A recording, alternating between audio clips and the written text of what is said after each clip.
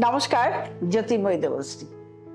2024 সাল দেখতে দেখতেই আমাদের শেষ হতে চলল। আমি রাশিফল বলা শুরু করেছি নভেম্বর মাস থেকেই। নিউমারোলজি নিয়ে ডেট অফ বার্থের যা রাশিফল সেটা আমার বলা হয়ে গেছে, এবং তখনই আমি বলেছিলাম যে নেক্সট আমি রাশি নিয়ে বলবো। তো ওই রাশি নিয়ে বলা তো শুরু হয়ে গেছে, সেই রাশি নিয়েই এখন আমাদের আলোচনা চলছে। 2024 সাল বিভিন্ন মানুষের বিভিন্নভাবে গেছে, কারোর ভালো গেছে, কারোর খারাপ গেছে, এবং আমরা 2024 সালে বিভিন্ন ঘটনা আমরা ঘটতে দেখেছি। সেই নিয়ে কিন্তু আমাদের বিভিন্ন চিন্তাধারা ছিল, অনেক ভয় ছিল, আশঙ্কা ছিল। যাই হোক, কাটিয়ে উঠেছি, সমস্ত কিছু কাটিয়ে উঠে আমরা আবার আগামী বছর 2025কে স্বাগত জানাবো। এবং এই 2025-এর আগামী বছর অনেকগুলো গ্রহ, বড় বড় গ্রহ ট্রানজিট করবে। ভীষণ গুরুত্বপূর্ণ মঙ্গলের বছর। এবং আমি যে রাশিটা বলবো বৃশ্চিক রাশি, সেটাও কিন্তু মঙ্গলের রাশি। সুতরাং এই রাশিটা ভীষণ ভাইটাল এবং বছরটাও প্রচন্ড ভাইটাল। মঙ্গল সবসময় একটা পরিবর্তন আনে, এবং এই রাশি এটার মধ্যেও কতটা পরিবর্তন আসবে সেটা এখন দেখার। রাশিফল বলতে শুরু করলে আপনারা বুঝতে পারবেন যে রাশির মধ্যে কতটা পরিবর্তন আসবে সামনের বছর। এমনিতেও যেহেতু এতগুলো গ্রহ ট্রানজিট করছে, এই জন্য তো বিশাল পরিবর্তন হবেই, এবং তার সঙ্গে মঙ্গলের বছর আরো পরিবর্তন হবে। তাহলে চলুন আমরা শুরু করি। বৃশ্চিক রাশি সামনের 2025 সাল কেমন যাবে।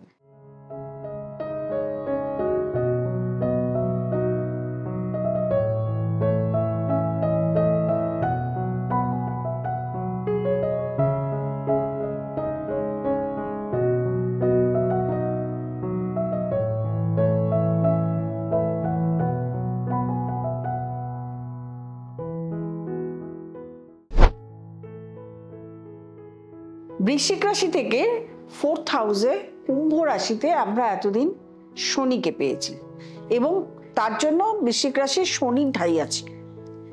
শনির ঢাইয়ার জন্য বৃশ্চিক রাশির প্রত্যেকের, যারা বৃশ্চিক রাশির তাদের প্রত্যেকের কিছু না কিছু প্রবলেমের সম্মুখীন আপনারা হয়েছেন, এবং তাদের মধ্যে অনেকেরই প্রবলেম হয়েছে, এবং সেই প্রবলেম থেকে আপনারা উঠেওছেন। কিন্তু প্রবলেমটা বেশ ভালো একটা প্রবলেমেটিক, মানে সেটা একটা কষ্টের।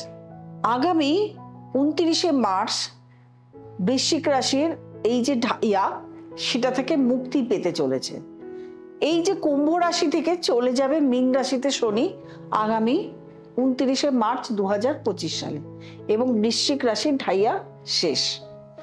তারপরে সেখানে গিয়ে মীন রাশিতে থাকবে শনি রাহু একসঙ্গে 5th হাউসে। সেটাও বৃশ্চিক রাশি থেকে 5th হাউসে 20 দিন, প্রায় 20 দিন শনি রাহু একসঙ্গে বসে থাকবে মীন রাশিতে। আগামী 18th মে রাহু চলে আসবে কুম্ভ রাশিতে, অর্থাৎ বৃশ্চিক রাশি থেকে 4th হাউসে, এবং এখানে কেতু চলে আসবে সিংহ রাশিতে। তো এই রাহু এবং কেতু ট্রানজিট আমরা দেখতে পাবো আগামী 2025-এ 18th মে। এছাড়াও আরো একটি গ্রহ, যেটা হলো বৃহস্পতি, এরও কিন্তু আমরা সঞ্চার দেখতে পাবো, অর্থাৎ ট্রানজিট দেখতে পাবো। এতদিন আমরা বৃশ্চিক রাশির ঠিক সপ্তমে বৃষ রাশিতে বৃহস্পতিকে পাচ্ছিলাম। এই সারা বছরই আমরা বৃহস্পতিকে মোটামুটি গত বছর এপ্রিল মাস থেকে 14th মানে 2024-এর 14th মে থেকে আমরা পাচ্ছিলাম একদম বৃষ রাশিতে, বৃশ্চিক রাশির সমসপ্তমে। ঢাইয়া থাকলেও এই সমসপ্তমে বৃহস্পতি থাকার জন্য কিন্তু এই যে একটু আগে বললাম যে অনেক প্রবলেম এসছে, কষ্ট পেয়েছেন, কিন্তু সেগুলো থেকে আপনারা রিকভারিও পেয়েছেন।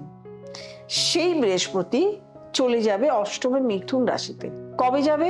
সেই রাহু এবং কেতু যেদিন ট্রানজিট করছে 18th মে, সেই দিনই চলে যাবে আপনার মিথুন রাশিতে অষ্টমে। এবং এই অষ্টমে গিয়ে বেশি দিন কিন্তু থাকবে না, মিথুন রাশিতে কিন্তু বেশি দিন থাকবে না, সেখানে থাকবে 18th অক্টোবর অবধি। 18 অক্টোবর অবধি অষ্টমী থেকে নবমী চলে আসবে, অর্থাৎ কর্কট রাশিতে চলে আসবে অক্টোবর 18 অক্টোবর যখন চলে আসবে কর্কটে, সেখানে এসে বকরি হবে। কবে বকরি হবেন? 11 নভেম্বর বকরি হবে এবং বকরি হয়ে পশ্চাৎগমন করবে।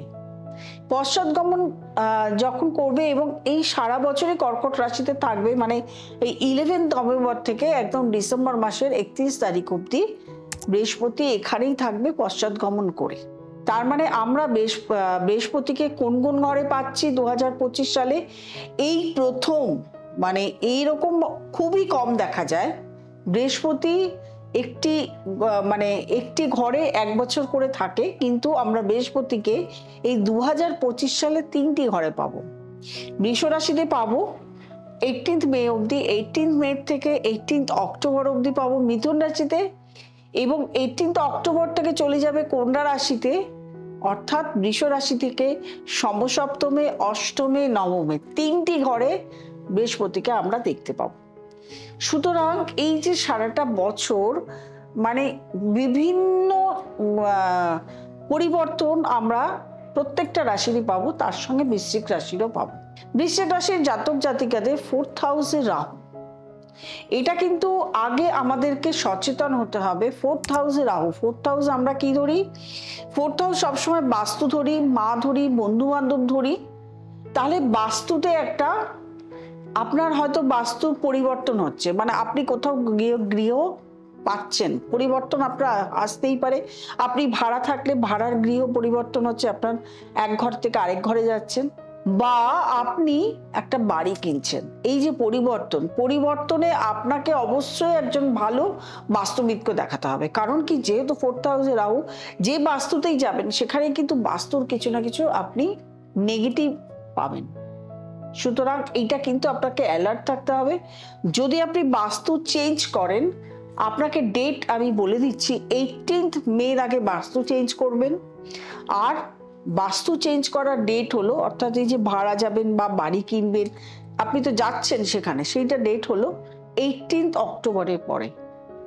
অর্থাৎ মাঝখানে এই যে 18 মে থেকে 18 অক্টোবর, এই টাইমটা কিন্তু বাস্তু চেঞ্জ একদম করবেন না। আপনার এই বৃশ্চিক রাশির শুভ সময়, পুরোটাই শুভ সময়, যেটা হলো 18 মে অবধি শুভ সময় এবং 18 অক্টোবর থেকে শুভ সময়, সবকিছুরই মোটামুটি সবকিছুরই শুভ সময়। অনেকেই কিন্তু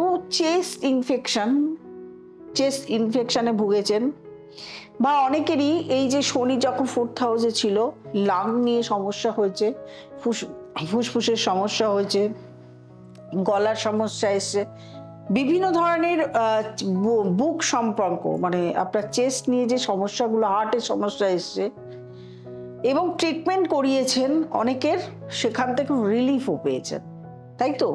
কারণ বৃহস্পতি আপনার সমসপ্তমে দৃষ্টি দিচ্ছিল।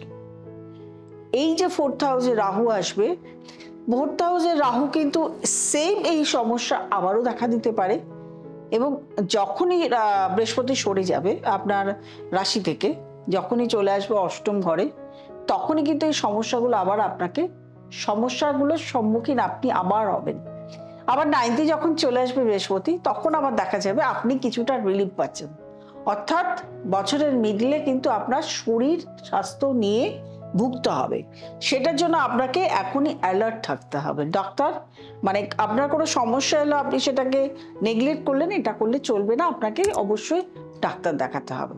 5th হাউসে শনি চলে যাচ্ছে, সেহেতু যারা হায়ার স্টাডিজ করছো, বিদেশে যাবে বা বিদেশে যেতে চাইছো বা পড়তে চাইছো বা চাকরির জায়গা, 4th হাউসে রাহু, বাস্তু থেকে দূরে যেতে হবে পড়াশোনার জন্য। যারা পড়াশোনা করছো তাদেরকে বাইরে যেতেই হবে, মানে বার্থ প্লেসে থাকতে পারবে না, তাকে তোমাকে সেখান থেকে বাইরে গিয়ে জব করতে হবে অথবা পড়াশোনার জন্য বাইরে যেতে হবে। এটা হয়, যাদের বাস্তুতে প্রবলেম বা নেগেটিভ হয়ে যায় তাদেরকে বাড়ির থেকে বাইরে চলে যেতে হয়। তারপরে যারা অর্থনৈতিক দিক বলছো, অর্থনৈতিক দিক মে মাসের 18 অবধি খুব ভালো যাবে। ব্যবসায় অগ্রগতি, কর্মক্ষেত্রে অগ্রগতি, যে কোনো কাজ তুমি করতে যাচ্ছ, কোনো ব্যবসা যদি শুরু করে নাও, শুরু করার সময় কিন্তু মে মাসে 18 আগে, বারবার করে বলে দিচ্ছি, মে মাসের 18 পর কোনো নতুন কাজ এখন শুরু না করাই ভালো। আবার শুরু করবে 18th অক্টোবরের পরে। নতুন যদি কোনো ব্যবসা করতে চাও, কর্মে ধরো যোগদান করেছো, চাকরির জায়গায় যোগদান করেছো, আমার কাছে অনেকেই আসেন চেঞ্জ করবেন কিনা। আমি কিন্তু বলে দিই কোন সময় চেঞ্জ করতে হবে, কোন সময় চেঞ্জ করতে পারবে না। মানে একটা ভালো অপরচুনিটি পেয়েছো, সেই অপরচুনিটি তুমি নিলে, গেলে, কিন্তু গিয়ে সেখানে সমস্যা শুরু হলো, তার থেকে তুমি যেখানে রয়েছো সেটাই রিলিফ নয়, যেখানে সমস্যা নেই। সুতরাং এইগুলো, এই অপরচুনিটি যদি পাও তাহলে অবশ্যই 18th মের আগে তোমাকে অপরচুনিটি নিতে হবে, বা অপরচুনিটি আসবে এবং সেটা নেবে, একসেপ্ট করবে। কারণ পরবর্তীকালে যদি তুমি হঠাৎ করে 18th মের পরে কোনো চাকরি পাচ্ছ বা কোথাও তোমাকে বদলি হতে হচ্ছে, তাহলে কিন্তু সেগুলো প্রবলেম ক্রিয়েট করবে। কর্মক্ষেত্রে, শিক্ষাক্ষেত্রে তো বলেই দিয়েছি, শরীর স্বাস্থ্য বলে দিয়েছি। আরেকটা যেটি হচ্ছে, নিজেদের যদি কোনো রিলেশন থাকে, সম্পর্ক থাকে, রিলেশনের জায়গায় কিন্তু সমস্যা দেখা দেবে। নিজের কাছের কোনো রিলেটিভস বা যদি প্রেমজনিত সমস্যা থাকে, সেখানে সমস্যা দেখা দেবে। তবে সপ্তম এবং নবম যখন বৃহস্পতি থাকবে, সেই সময় কিন্তু বিয়ের যোগাযোগ আসবে। বিয়ের যোগাযোগগুলো এসছে, ম্যাচিওর করছে না, তাদের ক্ষেত্রেও কিন্তু ম্যাচিওর করবে।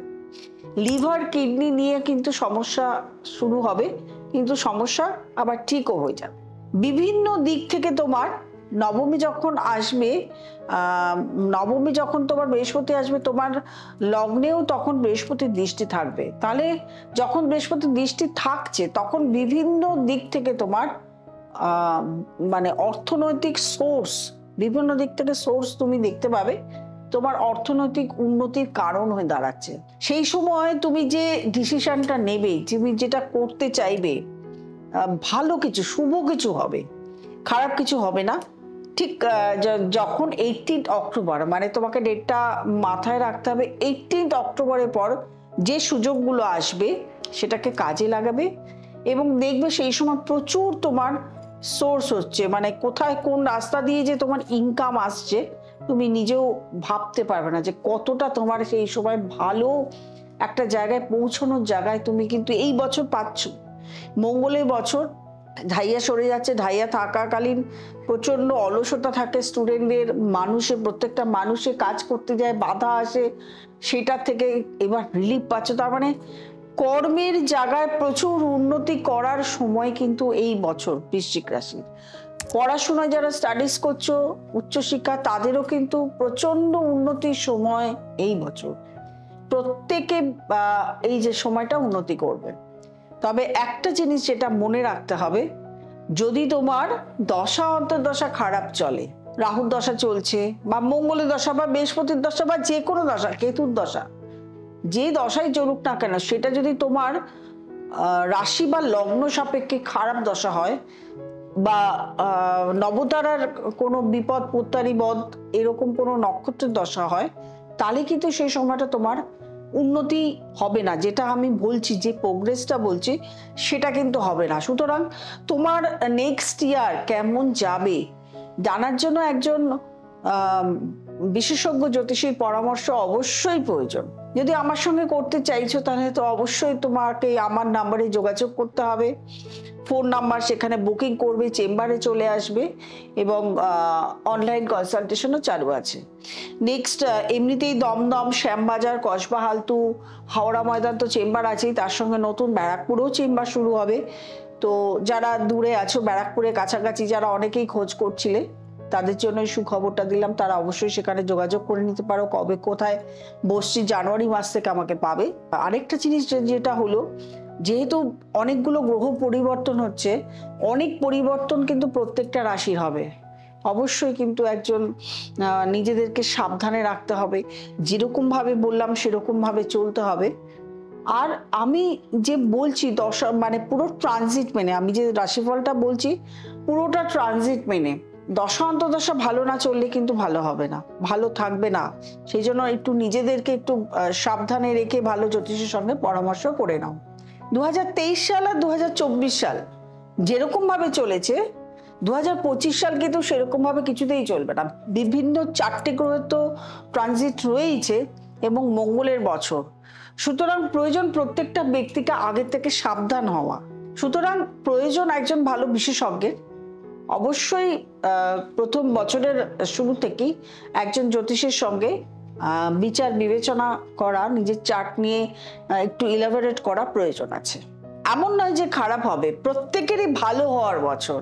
সুতরাং আরো ভালো থাকার জন্য নিজেদেরকে কিভাবে উন্নতির শিখরে পৌঁছে নিয়ে যাবে তার জন্য অবশ্যই যোগাযোগ করতে হবে।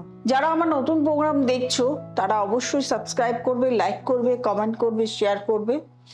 নোটিফিকেশন অল বেলটি প্রেস করতে ভুলো না, তাহলে না হলে কিন্তু প্রত্যেকটা যে আমি প্রোগ্রাম করছি নোটিফিকেশন তো আমাদের কাছে যাবে না। প্রত্যেকে ভালো থাকবে। আগামী বছর 2025 সাল প্রত্যেকের ভালো হোক, আনন্দে থাকবে। নমস্কার।